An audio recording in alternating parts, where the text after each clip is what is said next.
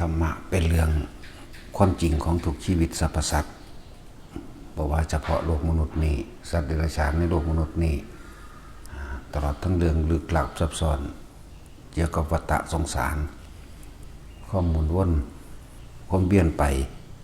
ในวิบากกรรมต่างๆของสัตว์จึงเรียกว่าธรรมะตามความเป็นจริงทำดีก็ไปรับผลดีทำเร็วก็ไปรับผลชั่วนั่นแหละจังว่าธรรมะเป็นเรื่องกว้างขวางเป็นเรื่องทุกชีวิตสรรพสัตว์ที่ยังมีการเวียนว่ายแต่เกิดต้องประจนกันต้องพบเห็นกันต้องประสบพบเหตุเกิดเป็นทุกข์แก่เป็นทุกข์เจ็บป่วยเป็นทุกข์ตายเป็นทุกข์พัดพรากจากสิ่งที่รักเป็นทุกข์นี่คือเรื่องธรรมะของทุกชีวิตเบิดเลยสัตว์ทั้งหลายมีมากเท่าไหร่ก็ต้องเจอสิ่งเหล่านี้เท่านั้นนี่คือคำว่าธรรมะที่นี่ส่วนย่นย่อเข้ามาเอาเรื่องเฉพาะตนเพราะว่าความจริงแล้วบ่มีผู้ใดแม้สักคนหนึ่งที่จะเอานิพพานให้กันใดเอาความบริสุทธิ์เอาความหลุดพ้นให้กันใดบ่มีผู้ใดมารองรับความรู้สึกของเฮาใดในสุขในทุกข์ในอุเบกขาบ่มีเรื่องสมาธิจึงเป็นเรื่องที่พวกเฮาต้องทำความเข้าใจตามความเป็นจริงเป็นเรื่องเฉพาะตนจึงบอกว่าบ่ต้องไปสนไผดอกบ่ต้องไปหาว่าผู้นั้นดีผู้นี้บ่ดีดอกเอาตัวเองออกให้มันหลุดให้มันพ้นออกจากห่วงกระแสแห่งความคิดเถอะจิตตะสังขารตัวพาเกิดพาตายความคิดหมุนไปเวียนมาก็ให้เกิดเป็นรูปกายสังขารต่างๆถึงว่าทำความเข้าใจให้มันถูกต้องตามความเป็นจริงสัมมาทิฏฐิจึงสำคัญมีความเห็นถูกต้องตามความเป็นจริงในชีวิตจริงเห็นถูกต้องว่าสัตว์โลกเป็นไปตามกรรมเห็นถูกตามความเป็นจริงว่าเกิดแล้วก็ต้องแก่เก็บตายเห็นถูกว่าการพบก็คือการเริ่มจากการเกิดคือการเริ่มตายการเกิดกับการตายมีมาพร้อมกันเห็นต่อมาก็ให้เห็นสิ่งที่ตัวเองยึดมั่นถือมั่นตัณหาคือความอยากของเจ้าของเองอยากได้ดังใจอุปทานอยากแล้วก็ยึดนั่นแหละก็เกิดเป็นอัตตาตัวตนก็เกิดไปเป็นรูปล่างนี่เขาสัตว์เดรัจฉานแต่ละชนิดมั่งเกิดเป็นคนมั่งเทวดามั่งเปรตมั่งผีสัตว์นรกต่างๆมั่งสารพัด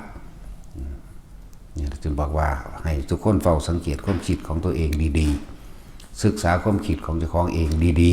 ๆถึงว่าเป็นเรื่องเฉพาะตนเขาต้องเอาตัวเขาเองให้มันพ้นเขาจึงจักพ้นได้โดยตัวเขาเองเมื่อมาเกิดเองก็ต้องบ่เกิดเองพระพุทธเจ้าเฮาเพิ่นตรัสรู้ธรรมะตรัสรู้ความจริงเพิ่นก็เลยนำความจริงออกมาแสดงให้พวกเฮาให้ได้รู้หนทางถ้าบ่มีเพิ่นพวกเฮาก็บ่ฮู้จักทางว่าสิออกจากการเวียนว่ายตายเกิดของวัฏจิตอันนี้แนวใดวัฏจิตวัฏจักรวัฏสงสาร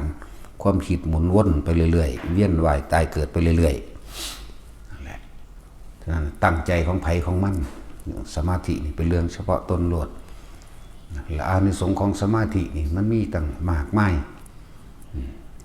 ถึงแต่ว่าเฮาเน้นย้ำสมาธิเมื่อจิตตั้งมั่นได้แล้วให้เห็นตามความเป็นจริงว่าสิ่งใดเกิดสิ่งนั้นดับบางคนเขาไปยึดเป็นเดินทางเข้าสู่ปัญญาแปลว่ารอบรู้ในกองสังขารตามความเป็นจริงแล้วก็ให้มันเข้าถึงความทุกข์จริงๆให้มันเห็นโทษจริงๆให้มันปล่อยวางได้จริงๆในตัวเองนั่นแหละจึงพอเป็นเรื่องเฉพาะตน ได้ประโยชน์ของสมาธิก็มีตั้งเยอะแยะรักษาโรคก็ได้ในแต่ฝรั่งอังกฤษต่างๆทั่วโลกเนี่ยเขาก็เริ่มเห็นคุณค่าของการทำสมาธิประแห้งแล้วสมาธิรักษาโรคได้ทั้งทางใจได้ทั้งทางกายบ่แม่นแค่นั้นคนเฮาถ้ามีสุขภาพจิตสุขภาพใจที่ดีแล้วกำลังใจที่ดีแล้วมันกายป่วยมันก็ฮึกเหิมเด้จะต้องทำความเข้าใจกับสมาธิซะก่อนจิตตั้งมั่นแบบใด ตั้งมั่นเพื่อเป็นที่รองรับความจริงใดทุกอย่างเป็นอนิจจังหาความจริงยั่งยืนบ่ได้ทุกอย่างเป็นอนัตตาสุดท้ายแล้วก็เสื่อมสลายแตกดับถ้าเฮาบ่ยึดมันก็บ่ทุกข์นั่นแหละสมาธิโดยประโยชน์ทางกายปรับธาตุต่างๆปรับโลกต่างๆคนที่เป็นโรคยังกระสร้างถ้าฝึกสมาธิแล้วนะสุขภาพจิตก็ดีคือเข้าใจความจริงของชีวิตสุขภาพกายก็ดีขึ้นมาเองอีกนั่นแหละโรคยังก็ตามจึงบอกว่าสมาธิรักษาโรคได้แต่ว่าต้องทำด้วยตนเองบ่แม่นคนอื่นทำให้บ่มีผู้ใดเฮ็ดให้ไผได้เลยดังนั้นเฮาต้องใส่ใจตนเองนั่นแหละจึงบอกว่าแต่ละคนน่ะเฮาเข้ามาสถานที่แห่งนี้มาหยังเพื่อหยังเรามาทำอะไรที่นี่เรามาที่นี่เพื่ออะไรมาปฏิบัติธรรมมาปฏิบัติตนเองทั้งกายและวาจาใจตัวเองเพื่อให้เห็นความจริงเพื่อให้หลุดให้พ้นออกจากวัฏสังขารห่วงแห่งความคิดของเจ้าของเองการเวียนว่ายแต่เกิดของเจ้าของเองมันจึงเป็นเรื่องเฉพาะตนเองนั่นแหละส่วนการอยู่ร่วมกันก็อย่างหนึ่งนะแต่ว่าถ้าแต่ละคนเบิ่งใจไผใจมันกายไผกายมันนะมันสิอยู่เป็นร้อยเป็นพันก็บ่มีปัญหาใดๆทั้งสิ้นจึงเน้นย้ำจอเข้ามาน้อมเบิ่งความคิดเจ้าของเด้อทั้งหลายทุกคนบัดนี้คนที่บางคนก็ป่วยหมอทางโลกเขาก็รักษาสุดความสามารถเขาแล้วก็หันเข้ามาหาทางธรรมคือหอบทุกข์มาทั้งนั้นแหละแบกทุกข์มาทุกข์จากการที่ใครได้ป่วยมั่งทุกข์จากการใส่ชีวิตที่พังทลายอกหักผิดหวังครอบครัวล่มละลายหลายอย่างแต่ว่าทุกข์ทั้งเบิดร่วมอยู่ที่ใจเด้พอเฮาบ่เข้าใจก็ทุกข์ก็เกิดจากความยึดมั่นถือมั่นของเฮาเองถ้าเฮาเข้าใจทุกข์แล้วทุกข์นี่บ่แม่นเป็นของหนีเด้บ่ได้ให้หนีบ่ได้ให้พรักไสบ่แม่นว่าให้ขจัดตัดถิ่นให้รู้ทุกอันเราควรกำหนดรู้นี่ปริญเยยตันติเมภิกขเวอิเมสุจตุสุอริยสัจเจสุทุกนี่เราควรกำหนดรู้ตามความเป็นจริงไม่ใช่ให้หนีถ้าเรากำหนดดูแล้วเราทุกข์เพราะอะไรความยึดมั่นถือมั่นปริญญาตันติเมภิกขเวอิเมสุเดบันอันเราได้รู้แล้วเพราะเราเข้าไปยึดมั่นถือมั่นในรูปในร่างกายของเรานี่ว่าเป็นเราแต่ยึดตัวเองว่าเป็นตัวเองแล้วไปยึดผู้อื่นว่าเป็นของตัวเองพร้อมนั่นแหละจึงบอกว่าให้กำหนดรู้ให้ดีๆเด้อ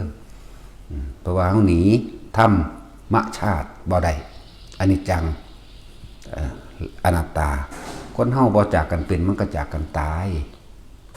บ่มีอย่างกี่ลังอย่างยืนจากอันจากยางที่มันถูกเพราะว่ามันบ่อยากจากมันอยากให้มันคงมันอยากให้จีรังร่างกายนี้ยอมรับกับมันว่ามันเป็นภาชนะรองรับความเจ็บปวดทุกชนิดเจ็บปวดแสบร้อนหิวห้อนหนาวนั่นเป็นภาชนะของโลกทุกชนิดอีกในสื่อของมันโรคมะเร็งมะเร็งกระดูกมะเร็งนั่นมะเร็งนี่เบาหวานปวดหัวหอยเส้นฝอยในสมองแตกนี่ก็ว่าไปนะจึงบอกว่ามันบ่เป็นของเฮากำหนดดูเข้าไปตามความเป็นจริงแต่ร่างกายนี่บ่เป็นของเฮาเด้ของผู้อื่นก็สร้างก็บ่เป็นเฮาสิไปควบคุมอีหยังกับร่างกายและจิตใจของผู้อื่นตัวเจ้าของเองยังควบคุมตัวเจ้าของเองบ่ได้สิไปเอาอีหยังกับการจะไปควบคุมผู้อื่นถ้าร่างกายนี่เป็นของเฮาก็สั่งมันได้อย่าแก่นะอย่าเจ็บเด้ออย่าปวดเด้ออย่าบาดอย่ามีบาดแผลคงทนต่ออาวุธต่างๆคงทนต่อความร้อนไฟทนต่อความหนาวเด้อเนี่ยเขาต้องบังคับมันได้แขวอย่าปวดแขวอย่าโลนผมอย่างอกอย่าเหี่ยวอย่าชราแล้วก็อย่าตายเด้อเขาต้องกำหนดรู้มันมันบ่เป็นของเขาเป็นธรรมชาติอันหนึ่งนะเมื่อจิตใจมันเข้มแข็งขึ้นมาแล้วมันก็ผ่อนคลายใจมันก็สงบลงปัสสัทธิ เข้าใจความจริงตามความเป็นจริงในร่างกายแล้วปัสสัทธิใจก็สงบลงบ่ดิ้นรนขนขวายในเรื่องสิยึดมั่นถือมั่นนั่นแหละสงบลงเข้าใจยอมรับความจริงว่าสักวันหนึ่งเขาก็ต้องตายแน่นอนอยู่แล้วพิจารณาอยู่เรื่อยเขามันก็คลายของมันเองความเป็นและความตายจึงเป็นเรื่องที่บ่มีปัญหาเพราะว่ามันเข้าใจดีแล้วแม้ร่างกายผู้อื่นกับเพียงแค่ว่ามนุษย์เกิดมาแล้วก็เป็นสัตว์สังคมอยู่ร่วมกันแบบใดให้มีความสงบให้มีความเป็นปกติก็บ่เบียดเบียนกันเท่านั้นแหละแต่นั้นถ้าเฮาเบิ่งเฉพาะตัวเฮาเองเฮาบ่ไปเบียดเบียนไผแล้วอำนาจธรรมคือความจริงอำนาจศีลอำนาจสมาธิอำนาจธรรมต่างๆก็สิปกป้องเฮาเองดอกให้เฮาดีจริงๆเถอะให้เฮาบริสุทธิ์จริงๆเถอะบ่ต้องไปเรียกร้องให้ผู้ใดมาหาบ่ต้องไปเรียกร้องให้ผู้ใดมาปกป้องคุ้มครองเฮาหรอกนะธรรมนั่นแหละจะเป็นที่รักษาผู้ประพฤติธรรมเองธรรมะเจลิงสุขาเสนตินี่ธรรมนั่นแหละสิรักษาให้ผู้ประพฤติธรรมให้อยู่สงบสุขได้ก็คือเกิดจากอำนาจธรรมของเจ้าของเองธรรมคือหยังธรรมคือความจริงที่เราไม่คิดทำร้ายเบียดเบียนผู้ใดผู้หนึ่งเสียชีวิตและทรัพย์สินตลอดทั้งมนุษย์และอมนุษย์นี่คือธรรมคือเราตั้งใจมุ่งมั่นสู่จุดหมายเดียวมีพระนิพพานเป็นที่สุดเท่านั้นนี่แหละธรรมคือเราต้องออกจากโลกนี้เท่านั้นนี่แหละเอิ้นว่าธรรมความบริสุทธิ์ใจของเจ้าของบ่เรียกร้องผู้ใดมาหลายๆสิ่งอย่างเขาก็แสวงหามาหากันเห็นคือเก่านั่นแหละอยู่ในถ้ำใดภูเขาใดมันก็มีสิ่งที่เฮ็ดให้ออกมาแจกแจงธรรมคือเก่านั่นแหละถ้ามีอุปนิสัยวาสนาเคยรวมกันมาแต่บ่มีก็หยุดทำอยู่ป่าอยู่เขาเพียงผู้เดียวก็บ่ได้เดือดร้อนวุ่นวายกับไผตายเพียงลำพังผู้เดียวก็ได้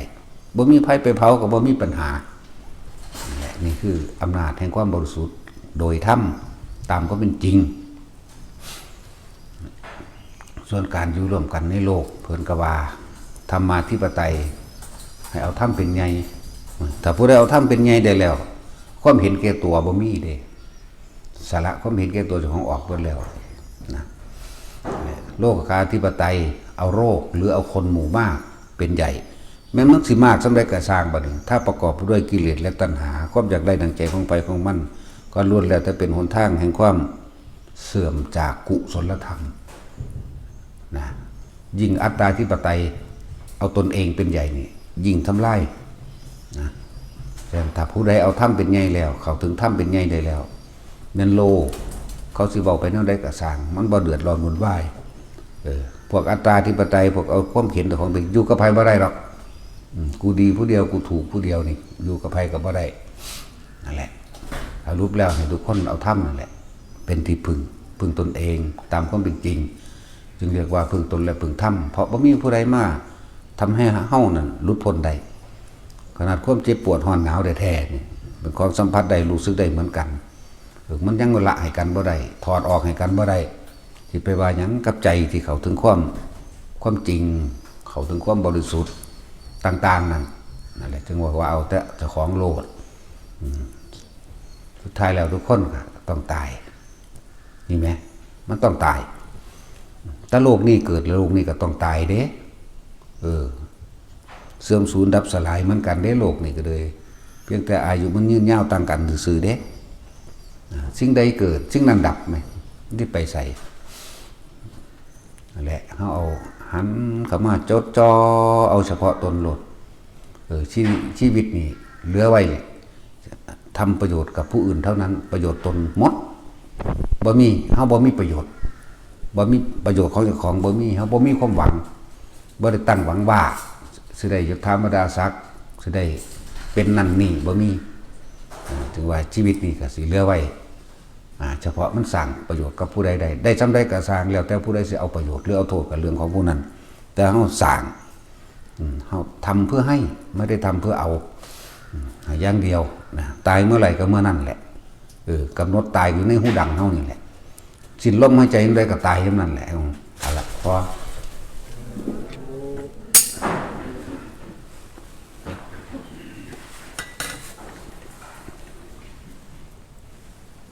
ยะถา